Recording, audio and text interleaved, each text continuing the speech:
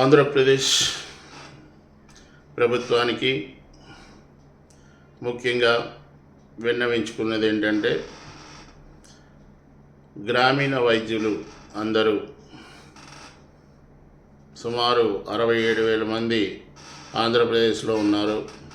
వారికి ట్రైనింగ్ ప్రోగ్రామ్ని మళ్ళీ ప్రారంభించాలని ప్రభుత్వాన్ని కోరుకుంటున్నాను.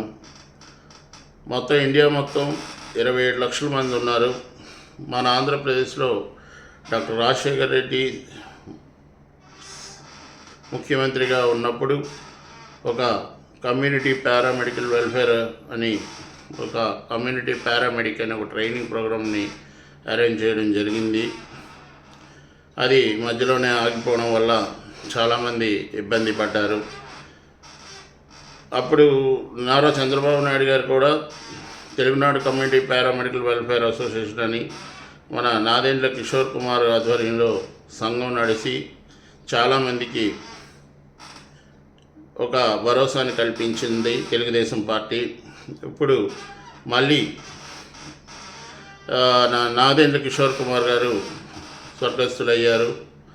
ఆ తర్వాత దాని బాధ్యతలు కొంతమంది ఆధీనంలో ఉంది. టీడీ జనార్దన్ గారు పరిశీలిస్తున్నారు. కనుక ఇప్పుడు ఉన్న ప్రభుత్వం, ఇప్పుడు వచ్చిన మళ్ళీ చంద్రబాబు నాయుడు గారి ప్రభుత్వం వచ్చింది కాబట్టి, గత ప్రభుత్వం గ్రామీణ వైద్యులను పట్టించుకోలేదు కాబట్టి ఈ ప్రభుత్వం కేంద్ర ప్రభుత్వానికి రికమెండ్ చేసి మెడికల్ కౌన్సిల్లో మమ్మల్ని ఆరోగ్య కార్యకర్తలుగా గుర్తించమని, మీకు రికమెండ్ చేయమని కోరుకుంటున్నాం. మీరు మీ తరపు నుంచి ట్రైనింగ్ ఇప్పిస్తే మంచిదే, కానీ ఈ గ్రామీణ వైద్యులకు మాత్రం మెడికల్లో ఆరోగ్య కార్యకర్తలుగా కూడా ఒకవేళ ఉంచాలనుకున్నా ఆంధ్రప్రదేశ్ రాష్ట్రం చేయాల్సింది కేంద్ర ప్రభుత్వమే చేయాలి. మెడికల్ కౌన్సిల్ అనేది సెంట్రల్ గవర్నమెంట్ ఆధీనంలో ఉంది కాబట్టి, క్వాలిఫైడ్ డాక్టర్లు అనేక మంది ఉన్నారు కాబట్టి, వారు అబ్జెక్షన్స్ ఉన్నాయి కాబట్టి, ఖచ్చితంగా మనకున్న ఎంపీలు 23 మంది 24 మంది ఎంపీలు ఉన్నారు కాబట్టి, వీళ్ళందరూ కేంద్ర ప్రభుత్వానికి రికమెండ్ చేయవలసిందిగా కొన్ని కార్యక్రమాలు మేము all India first aid medical practitioners welfare association ద్వారా చేస్తున్నాము.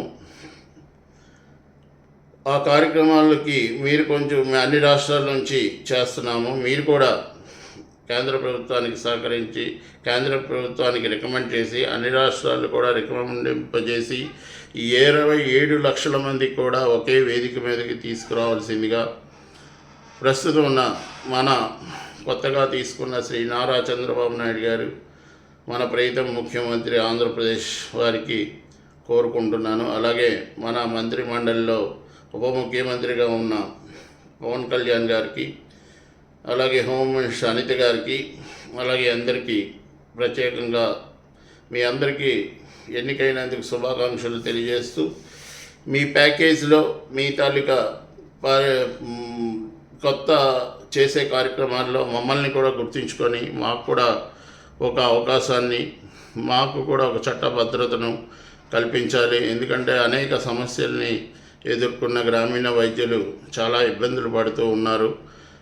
ఈ జగన్ గారు చేసిన విలేజ్ క్లినిక్లని అవని ఇవని ఏవో పెట్టి పూర్తిగా గ్రామీణ వైద్యులందరూ, తిండి లేని గ్రామీణ వైద్యులు కూడా చాలామంది ఉన్నారు. చాలా ఆర్థిక ఇబ్బందులతో బాధపడుతూ ఉన్నారు. వారికి ప్రక్షాళన చేసి ఒక క్రమ పద్ధతిలో మీరు కానీ అవకాశం ఇస్తే వారందరూ మళ్ళీ కొంచెం ఇదే అవుతారు, అంటే ఆర్థికంగా బలపడతారనేది నా కోరిక. ఇక్కడ 67,000 కుటుంబాలు ఇంటూ 4 అంటే ఇంచుమించుగా సుమారు 2-3 లక్షల మంది చాలా ఇబ్బందులు పడుతున్నారు. దాని మీద చాలామంది ఇంకా ఉంటారు. అది ఓన్లీ రికార్డెడే, ఇంకా రికార్డు లేని రిజిస్ట్రేషన్ చేసుకొని గ్రామీణ వైద్యులు చాలామంది ఉన్నారు.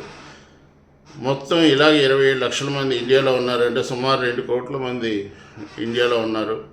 కనుక వీళ్ళందరినీ ఒక సక్రమైన మార్గం ప్రభుత్వం దిక్సూచికి చూపిస్తే ఖచ్చితంగా ఆంధ్రప్రదేశ్ బాగుపడుతుంది.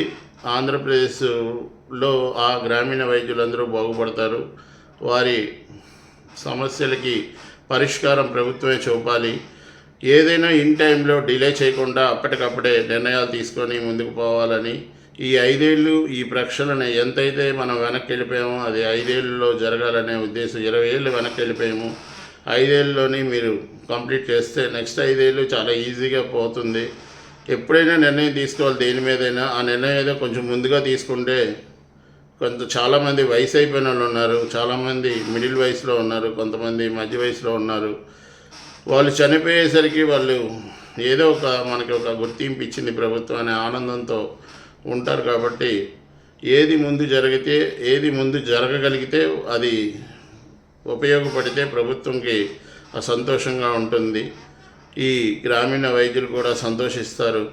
మాకు సహకరించి మమ్మల్ని ఒక క్రమశిక్షణ చట్టభద్రతను మీరు కానీ ఎన్డీఏ ప్రభుత్వం కానీ ఎన్డీఏ ప్రభుత్వ కుటుంబంలో మీరు కూడా ఉన్నారు కాబట్టి సరిచేస్తారని కోరుకుంటూ, ఇది ఆంధ్రప్రదేశ్ గవర్నమెంట్ నుంచి ఈ రిప్రజెంటేషన్ వెళ్తే దేశం మొత్తం బాగుపడుతుందనే ఉద్దేశం. అలాగే ఓట్లు కూడా చాలా పెరుగుతాయి, చాలా అవకాశాలు ఉన్నాయి. కనుక అందరూ సహకరించి మన రాష్ట్రం నుంచి మంత్రులు, ముఖ్యమంత్రి గారు అందరూ సహకరించి ఒక రిప్రజెంటేషన్ సెంట్రల్ గవర్నమెంట్ పంపిస్తూ పార్లమెంటులోని మాట్లాడి ముందుకు నడిపిస్తారని కోరుకుంటూ మీ అందరికీ ధన్యవాదాలు తెలియజేసుకుంటున్నాను, అభినందనలు తెలియజేసుకుంటున్నాను. కొత్త ప్రభుత్వం ఏర్పడినందుకు చాలా సంతోషంగా ఉంది. ఆంధ్రప్రదేశ్లో మార్పు మొదలైంది.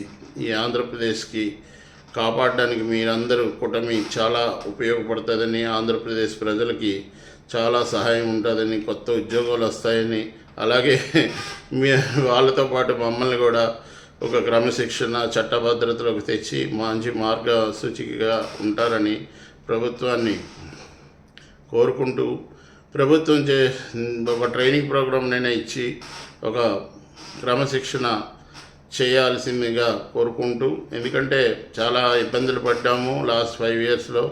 ఆర్థిక ఇబ్బందులే కాకుండా పోలీస్ కేసులు, రకరకాల ఇబ్బందులు పడ్డాము. మీరు ఒక గుర్తింపు, ఒక స్టాంప్ ఇస్తే కొంత ఈ క్రమబద్ధీకరణ అవుతుంది, తప్పులు చేసేవాళ్ళు ఉండరు. ఎందుకంటే చట్టం లేకపోవడం వల్ల క్రమశిక్షణ లేకుండా కొంతమంది అదుపు తప్పి మీదకి వెళ్తున్నారు. కాబట్టి వారిని కట్టడి చేయాలంటే ప్రభుత్వం ఒక చర్య తీసుకోవాల్సిన అవసరం ఉంది. కాబట్టి ఖచ్చితంగా కట్టడి చేయడానికి కూడా, మంచి చేయడానికి కూడా అవకాశం ఉంటుంది. కాబట్టి దయచేసి మాకు ఒక గుర్తింపు కల్పించే ఏర్పాటు చేస్తూ కేంద్ర ప్రభుత్వానికి కూడా రికమెండ్ చేయాలని కోరుకుంటూ మనస్ఫూర్తిగా ధన్యవాదాలు తెలియజేసుకుంటాం.